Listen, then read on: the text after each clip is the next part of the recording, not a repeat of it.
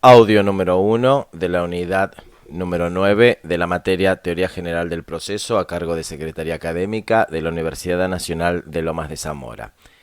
En este audio vamos a comenzar a estudiar la unidad correspondiente a las resoluciones jurisdiccionales, al debate y decisión del proceso. Pero previamente a poder analizar y estudiar cómo se componen o cuál es la estructura de todas las resoluciones judiciales, las cuales obviamente van a incluir a las sentencias, debemos terminar de comprender la etapa de debate del proceso. Hemos visto en audios anteriores, específicamente en la unidad número 8, que en la etapa de debate del proceso es en la cual se producen todas las pruebas que las partes han ofrecido en sus escritos de inicio.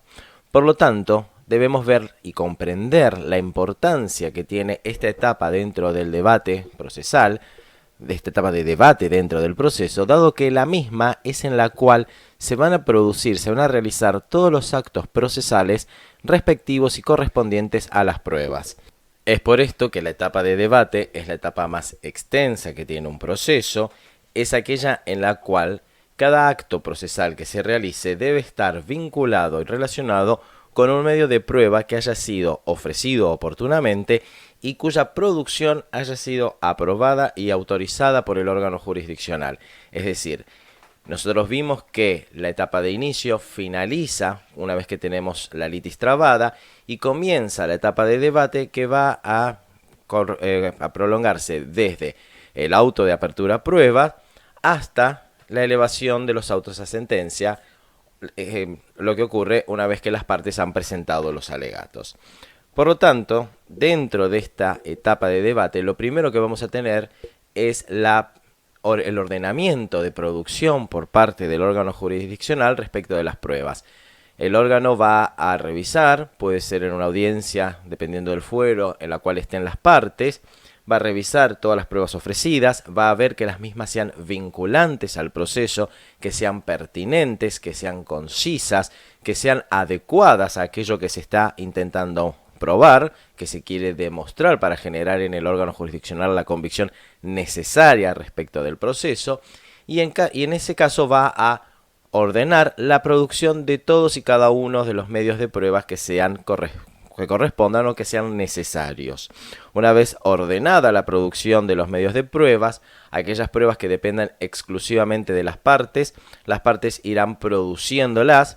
Asimismo, realizarán todos aquellos actos procesales que dependan de ellos para que el resto de la actividad probatoria también pueda ser realizada.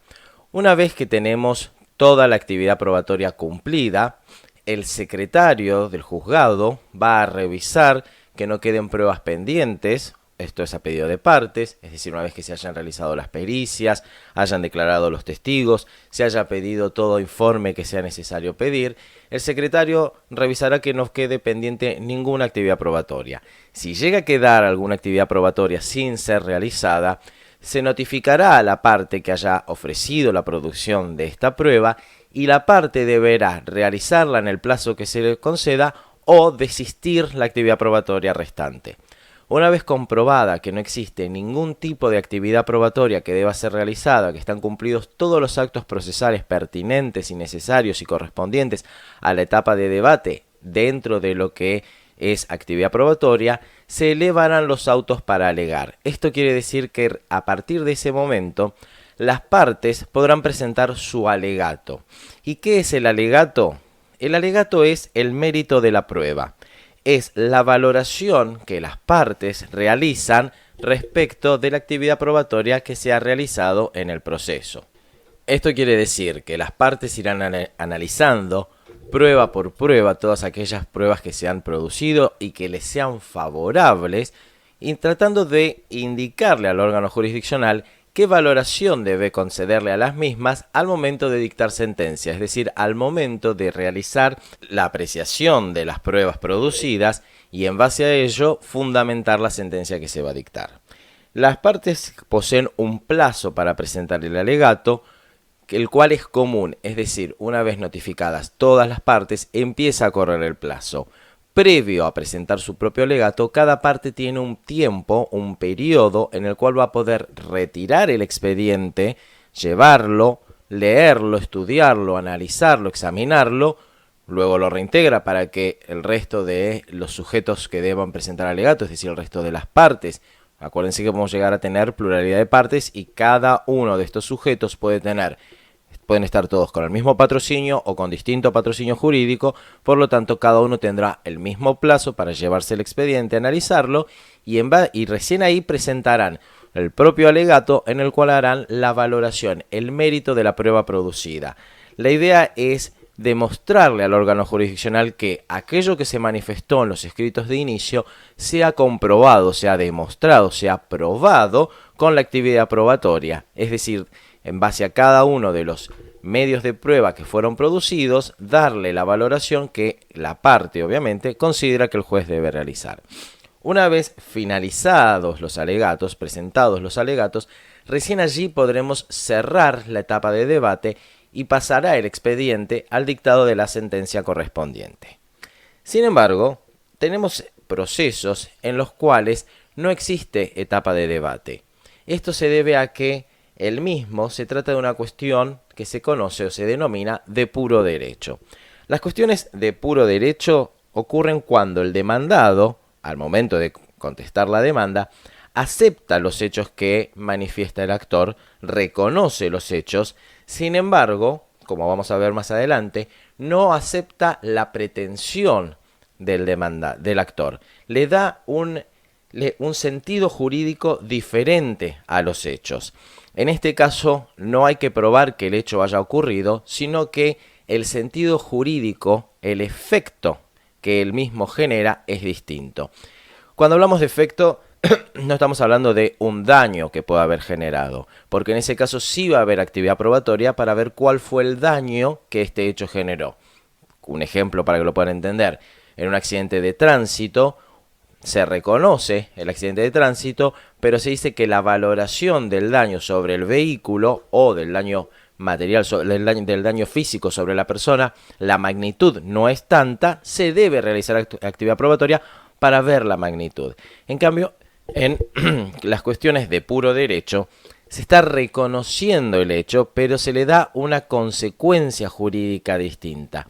Es por eso que este tipo de procesos no son abiertos a debate, no son abiertos a actividad probatoria, dado que el órgano jurisdiccional lo que realiza es un análisis del hecho ocurrido y en base a ello, más la normativa jurídica, la normativa legal vigente, el órgano jurisdiccional resuelve cuál es la norma de aplicación y en ese caso cómo se debe aplicar, cómo se debe afectar al proceso en cuestión. Es decir, cuando nos encontremos en un proceso en el cual tanto actor como demandado coinciden con los hechos, coinciden con el modo en el cual han ocurrido los hechos, pero difieren respecto de la normativa legal aplicable, tendremos un proceso de puro derecho en el cual no existirá actividad probatoria y el órgano jurisdiccional, luego de trabada la litis, pasa directamente a resolver el proceso. Puede llegar a ser que en estos procesos la prueba documental y o instrumental que se haya acompañado sea la única actividad probatoria, dado que el órgano jurisdiccional, contando con esta o con el acompañamiento que la misma realiza en el proceso, pueda resolverlo. Es decir, una cuestión de puro derecho, pero que utilice la prueba documental o instrumental acompañada. Los órganos jurisdiccionales, a lo largo del proceso, como ya lo hemos dicho en otros audios, no quedan en silencio esperando la actuación de las partes, sino que van actuando, se van expidiendo de distintos modos a los fines de poder ir regulando el avance del proceso, poder ir controlando el mismo, supervisándolo, generando una vinculación entre todos los sujetos que están actuando en el proceso. Por lo tanto, un órgano jurisdiccional tiene tres formas en las cuales se va a ir expidiendo, en las cuales se va a ir manifestando a lo largo del proceso. Las primeras son las providencias simples. Las providencias simples son resoluciones jurisdiccionales de mero trámite. Lo único que hacen es a la dinámica procesal, es generar la vista de algún acto procesal, es decir, informar a la parte, al sujeto procesal que ha realizado el acto, que el órgano jurisdiccional toma constancia de su realización. Sin embargo, no hay necesidad de notificar a otro sujeto procesal de que se ha realizado este acto, no hay necesidad de realizar ninguna actividad posterior. Simplemente se presenta un acto procesal, se cumple con el mismo y el órgano jurisdiccional manifiesta que tiene constancia de que se ha cumplido con esto. A modo de ejemplo, podemos hablar de la prueba informativa que una de las partes tiene que cumplir. Supongamos que hay que diligenciar un oficio al Banco Nación para que el mismo conteste si el demandado posee una cuenta en dicha entidad. La parte actora lleva el oficio al Banco Nación, el Banco Nación lo recibe y luego acredita en el expediente el diligenciamiento del oficio. A ese acreditamiento que hace la parte actora, el órgano jurisdiccional simplemente se manifestará a través de una providencia simple diciendo: téngase presente y por cumplido la prueba, el diligenciamiento del oficio al Banco Nación. Es decir, articula a la dinámica procesal, permite que haya una constancia de todos los actos que se han realizado, pero las providencias simples no generan ningún tipo de actividad procesal ni comunicación posterior entre los sujetos del proceso. La siguiente forma en la cual se pronuncia o se manifiesta el órgano jurisdiccional son las sentencias interlocutorias o autos interlocutorios. Este tipo de resoluciones judiciales hacen a la comunicación entre los sujetos del proceso, es decir, permiten que algún acto cumplido por uno de los sujetos procesales, el cual deba ser conocido por otro o por todos los otros sujetos procesales, se les notifique, se les comunique el cumplimiento de este acto. Por lo tanto, los autos interlocutorios lo que realizan es, lo que permiten es el vínculo, el nexo entre los distintos sujetos que van interviniendo en el proceso. El primer auto interlocutorio que vamos a tener dentro de un proceso, generalmente, es el traslado de la demanda, es la notificación al demandado de que se ha iniciado, se ha incoado una acción, una demanda en su contra. Es decir, las sentencias o autos interlocutorios permiten que haya un vínculo de comunicación entre los sujetos procesales. Y finalmente, la última forma, el último modo en el cual se pronuncian los órganos jurisdiccionales son las sentencias definitivas. Las sentencias definitivas es lo que normalmente conocemos como la sentencia del proceso, son aquellas que van a poner fin al proceso resolviendo la cuestión que ha sido planteada. Es decir, este es el modo normal y habitual en el cual va a finalizar un proceso, dando por cerrado el mismo y resolviendo el objeto de la pretensión del actor, que puede ser por sí, por no o por un punto intermedio. Nunca se puede dejar un proceso sin resolver, siempre debe resolverse la pretensión del actor. Las sentencias definitivas van a ser declarativas, constitutivas o de condena, de acuerdo al derecho de acción. Si tenemos un derecho de acción declarativo, la sentencia va a ser declarativa. Si tenemos un derecho de acción constitutivo, la sentencia será constitutiva, y lo mismo si el derecho de acción es de condena, obviamente la sentencia va a ser de condena.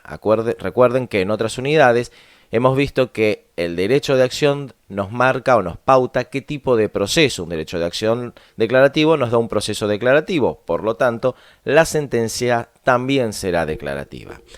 En el audio siguiente vamos a analizar con mayor detalle la sentencia definitiva, vamos a ver todos los componentes, cómo debe estar integrada la misma y en base a eso vamos a continuar avanzando con la unidad. Con esto damos por finalizado el audio número 1.